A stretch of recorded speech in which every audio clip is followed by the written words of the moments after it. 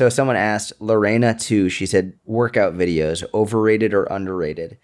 And we could talk. We could talk about this from like the perspective of making content on social media. Something's better than nothing. That's for sure. Yeah, there's a lot here, right? I think there's benefit to walking the talk, talking the walk, whatever that saying is that I think I've been butchering my whole life, but like showing what you teach and what you preach and doing it. That's probably like the baseline layer, right? Which is document your own workouts. It's pretty easy to do. It doesn't take a lot of thought, set up, film a set, upload it wherever you're going to upload it. I think a step above that is, making educational videos around specific exercises, technique videos. Don't make these 3 mistakes, like 2 things to think about when doing this move. Like, we've seen a lot of people in the mentorships see a lot of success growing Instagram following specifically and TikTok with that type of content, that style of content. Overall, I'm a fan of workout videos for content. Vlogs, like as element of vlogs, I remember voiceovers for technique was something like, if you had a videographer and had, I remember edits were a thing for a number of years and that people enjoyed watching, was like a cinematic style workout. All of these things have merit. I think the more you can lean towards educating in a way that benefits your audience, the better that content is going to perform in the long run, and you attract the right type of person, and the more likely it is to help you build your coaching business. Yeah, I agree. I think, and so there's so many different ways to do it. I remember the first workout videos I ever watched. I was in probably freshman year of high school or 8th grade, one of those. And I had found this guy on YouTube. His name is Arnel Ricafranca. And I think he was from sixpackabs.com or something like that. Okay. And I just wanted to have a 6-pack. And I would find his YouTube videos, and he wouldn't talk. He would just like show a couple reps of every exercise, and it was like a shitty like transition for here's one exercise, and it would like swipe across the screen. And then here's the next exercise, swipe across the screen. And I would just watch those, and I would write it down, and then I would do it on my own. Now, the newer version of that is having the swipe workout on Instagram, where you show one exercise and then it's just like a brief clip, and then they can swipe and they can go to the next one, and they can be great. I would say it's a good form of content to include. I would not make that your only form of content, number one. I think you cannot, I'm not going to say you can't, but if you're going to do that type of content, you have to remember, because now so many more people are doing that, you have to find ways to stand out. Mm-hmm.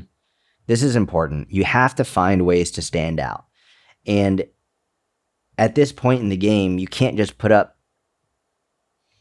6 to 8 different like 12-second clips of you with no music in the background, and just like you doing it with like, I don't know, like hearing your spouse talking in the background, and like with you just doing 6 reps of something, and then like no one's going to watch that. Unless the way you stand out is you're outrageously strong or you have an outrageous physique. Yeah, correct. I think, and what you just said is you really encourage people to educate. I think that should be the way that you stand out as the coach. I don't think you should try and use your strength or your physique as your main metrics of standing out, because eventually no one's going to care about that stuff. And either they won't care, and or you're going to burn yourself out of just trying to like, I don't think making your, it's, you're going to burn yourself out, or you're going to injure yourself. I see that happening with a lot of the young powerlifters now. Every video they post is them posting an insane amount of weight. It's like, you're doing this every day. You're lifting an insane amount of weight every day. You're going to wreck yourself eventually. And you're doing this because you want the engagement, you want the likes, you want the clients, because it all brings. But long term, you can't keep doing this for 10, 15, 20 years. If you could take those workout videos and like Mike was saying, educate through these videos, whether it's doing a voiceover or explaining the right technique or what in some way, in some capacity, properly educating them through these workout videos. That's probably the best way to stand out. And that it doesn't take much to do that. But again, I wouldn't make all of your content workout videos. I wouldn't make most of your content workout videos. I wouldn't even make a substantial percentage of your content workout videos. I would say less than 10% at most should be workout videos, and the rest should be other types of content. But if you want to include that as a supplement to otherwise very helpful educational content, then great. But you don't want to be the workout dude or the workout woman. Like you don't just want to be like, hey, I just give these workouts all the time. Like you don't want to do that, because for a number of reasons, not least of which I am seeing a woman go through this right now. She built a huge audience. I'm very friendly with her. We speak on Instagram every now and then. She built a huge audience on Instagram and YouTube, and for a while did really well. And all she did was workout videos. That's all she did. No voice, no talking. It was just videos, and they did really well. Now her engagement is trash. It's really, really bad years later. She still she looks phenomenal. Her physique is insane, but people just got tired of these workouts over and over and over. And she just made a YouTube video recently talking about how she wants to start making content, like giving more insight into who she is and her beliefs and what she thinks.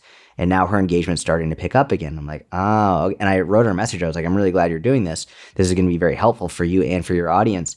When you only do workout stuff, or even a majority of workout stuff, and they don't know who you are or what you believe, like how many fucking workout videos can they see before they've had enough? And by that point, they have no reason to stay around, because they have all these workouts. They've saved them all. They've done them all. They'll go to someone else. They don't have a connection to you.